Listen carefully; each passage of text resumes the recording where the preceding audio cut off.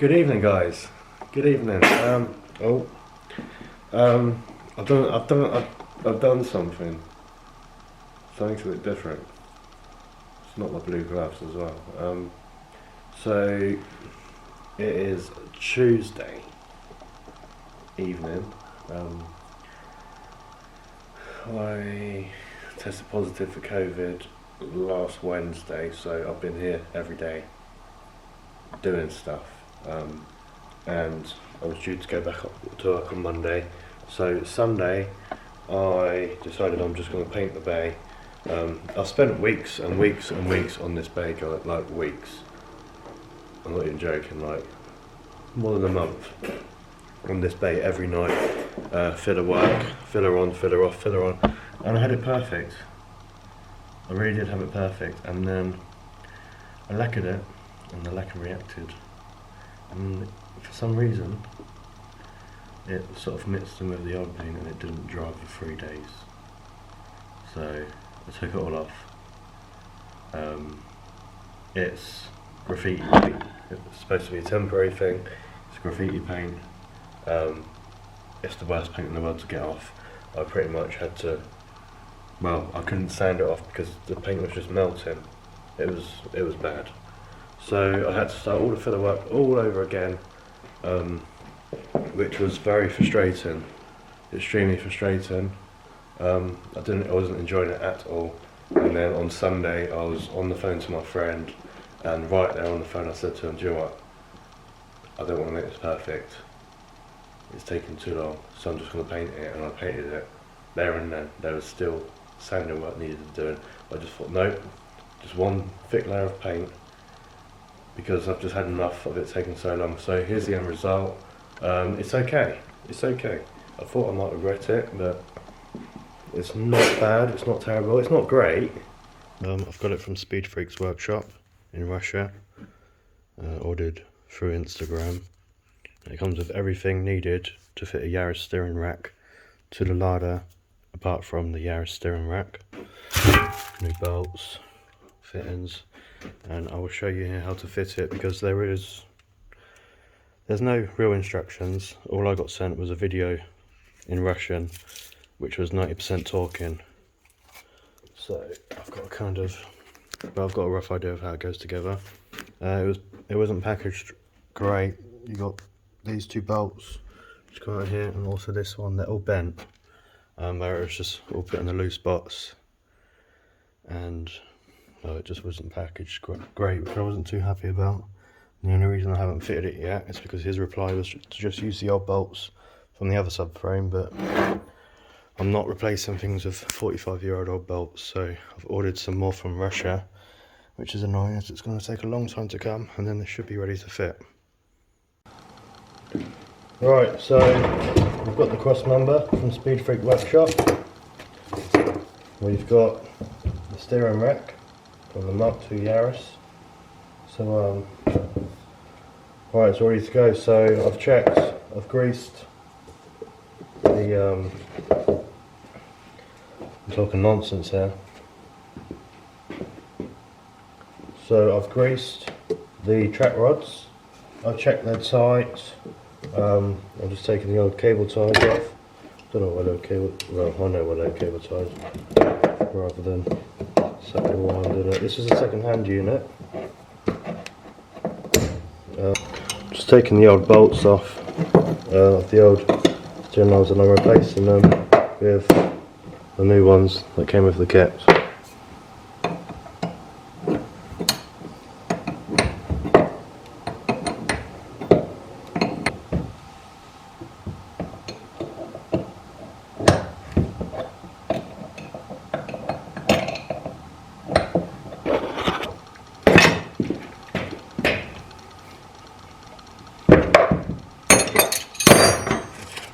Right, that's all done now. Next, we're going to put this on the actual car, mount it to the car. 2 bolts through the bottom of the chassis rails up into the cross member, and then we'll move on to the next step. Right, I've come into a bit of a problem. It's a common issue. I've had it on both my Ladas now. with the cross-member bolts. You probably know what I'm talking about. The captive nuts that go into the chassis. So, obviously, I'll try and show you here. This is spinning. It's not now because there's a bit of tension under it, but as it comes into the chassis, it's welded on the inside and the weld has snapped. So basically,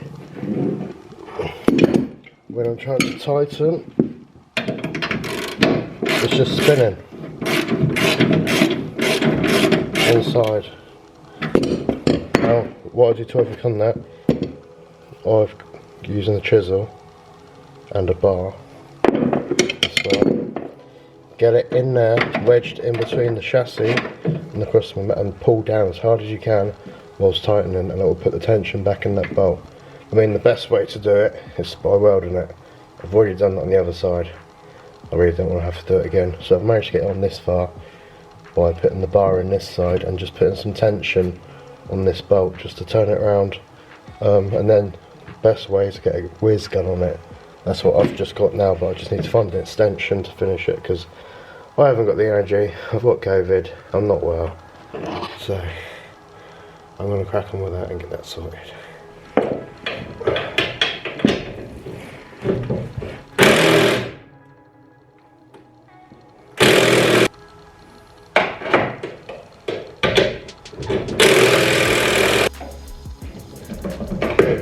Almost there, it's working.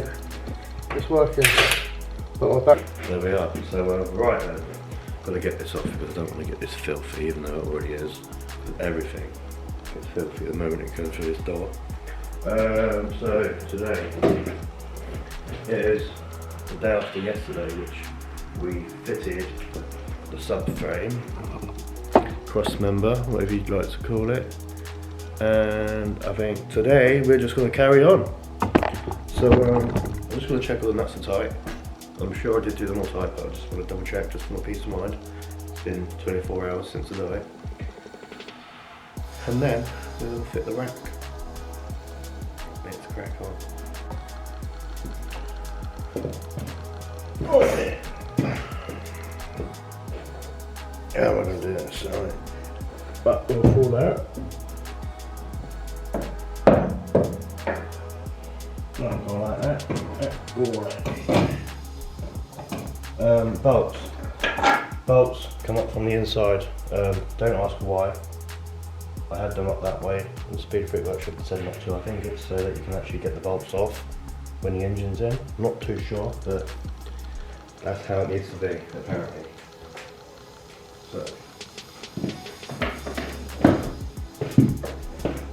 Okay. That's a bit annoying. Memory card's full, so I guess we'll be carrying on the phone tonight. It's really annoying because the battery's always dead and I'm never recording. This phone's not so great in low light. It's alright though, do the job, won't it? Yeah, it'll do the job. I can only use my front facing camera because the rear I got weld on once and it flipped. Yeah, it's not great. Very blurry indeed. Right then, let's carry on. We got the premium camera angle now. Look. So yeah, as I was saying, the bolts come up from down below. Hopefully they won't wear down. We are in quite low. Oh, it'll be fine. What am I chatting about? It'll be absolutely fine. I very nearly forgot the brackets. Right. So.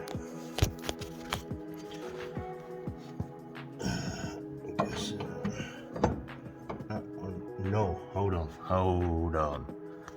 For that side, that's where the exhaust goes. I mean, I'm guessing this is just a little heat shield for the bush. Can't figure out what else it is, but it's only for that size, for that side. I've seen in other videos.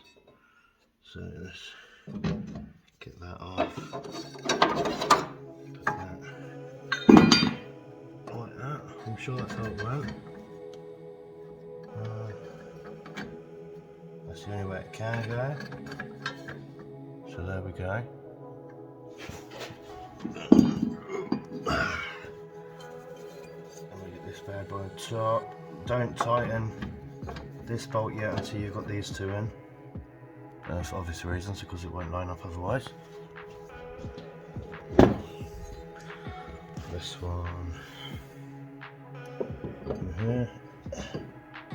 There we go.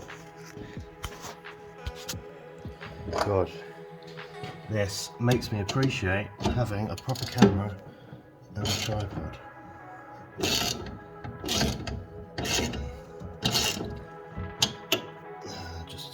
a couple of turns on each of them before getting the bits on. Being careful of the fresh paint, which is probably still dry from yesterday. So now, same with these bolts. I had them this way, and I got told, nope, they need to be that way. But I can't think of any reason why it will make any difference. So I'm going to have them this way, so I haven't got threads showing in the engine bay. So it looks a lot cleaner for me. Alright, she's all bolted in. Fits like a glove. There we go. Alright, next is to put the gimbal in. I'm not going to waste any time recording this. I will put some old footage on now of when I did do it in the past.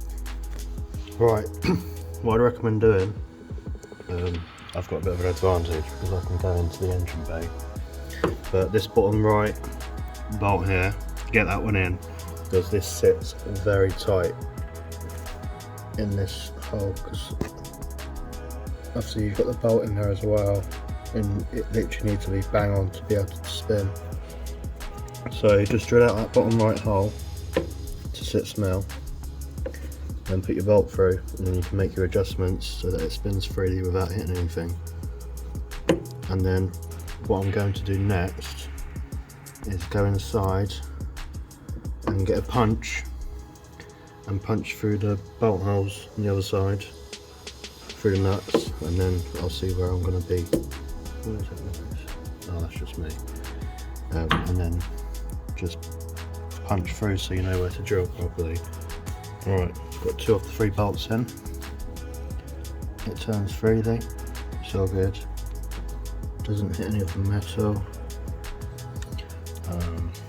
So yeah, that's, at the moment, I haven't got the Yaris steering rack yet, so as far as that's concerned, that's the outside done. Now to move over to the inside and sort that. The Yaris steering rack will come soon, but I need to get the inside finished, so I'm just doing this side for now, and obviously I need to get this painted before I do fit it all in, so I'm just mocking it all up now to see what we can do to get it going. And I've also got the pedal box to fit, so I need to make sure everything fits before it does get painted. Right. Here's the view from the inside. Turn it round until there's a notch. Probably won't see it on the camera. There's a little notch there, and where you've got this lines up with the notch so that you can put the bolt through. It won't go through if it's not lined up with the notch.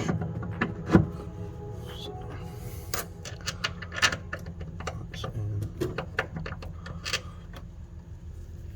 need to pull it out slightly so it does line up with said notch. There we go.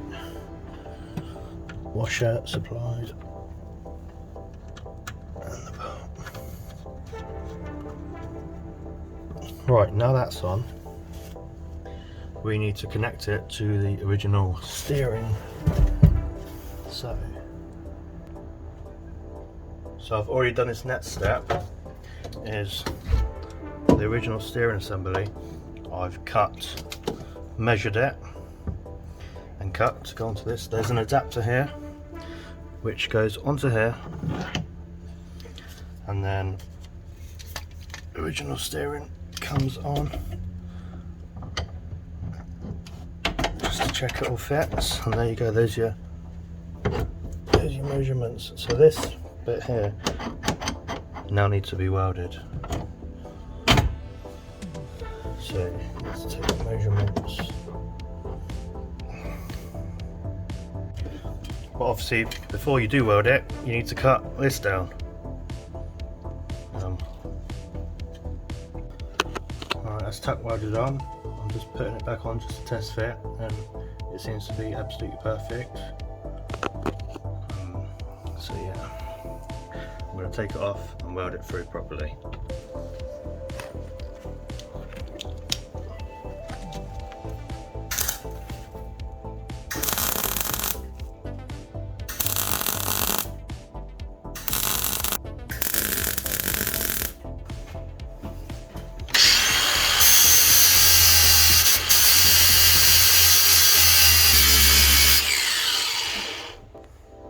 Can't go wrong with a bit of hammer right.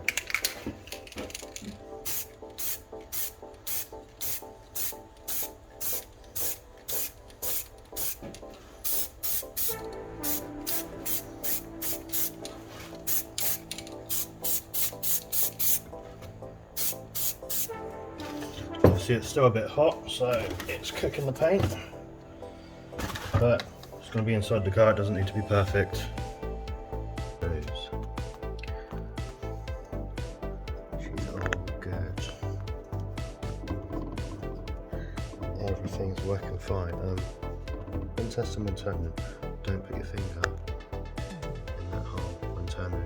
I just tried that just to see what would happen, and it hurts a lot. So. Next step, get inside the car, stick the steering arm back in, and yo! It is the next day. I'm here, back here, full charge on the camera. Yep, full charge on the camera.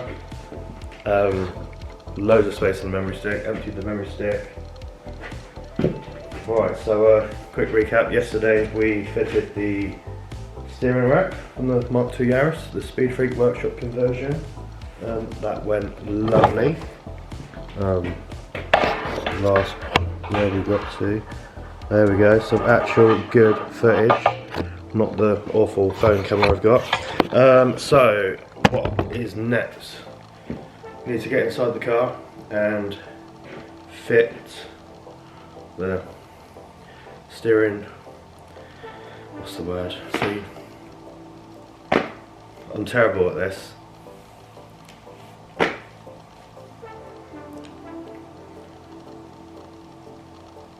Steering column.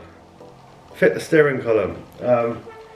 And as you can see, the car is absolutely covered in filler dust. And luckily, all the filler work is done. So I'm going to give the car, inside and out, a quick little scrub over, give it a hoover, get rid of all the awful dust. And then hopefully I won't come home looking like I've been snorting coke all night. So that is the plan. I'm going to crack on with that, and then I'll show you what's going on next inside the car. Extra pair of hands recommended.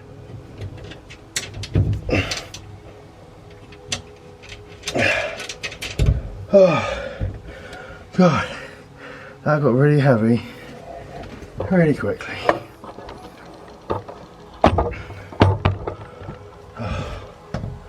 But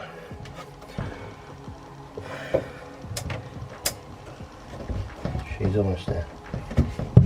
So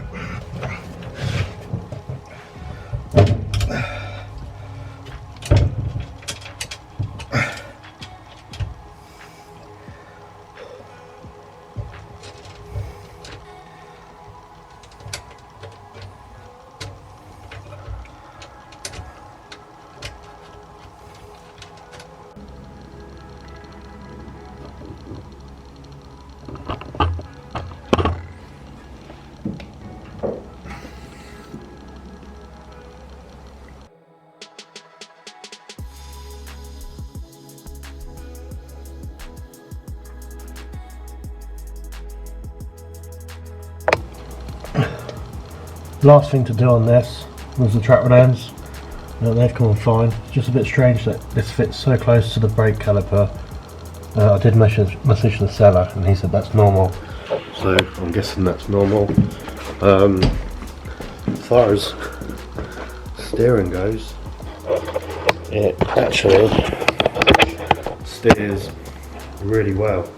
Obviously I haven't driven the car yet, but I've been pushing this around the yard, and the difference from even from dry steering, the difference in the steering is mad, and it's so much easier to steer. I'm really looking forward to getting it on the road and seeing how different it is normally, but yeah, I would fully recommend this. Yeah, it's all good.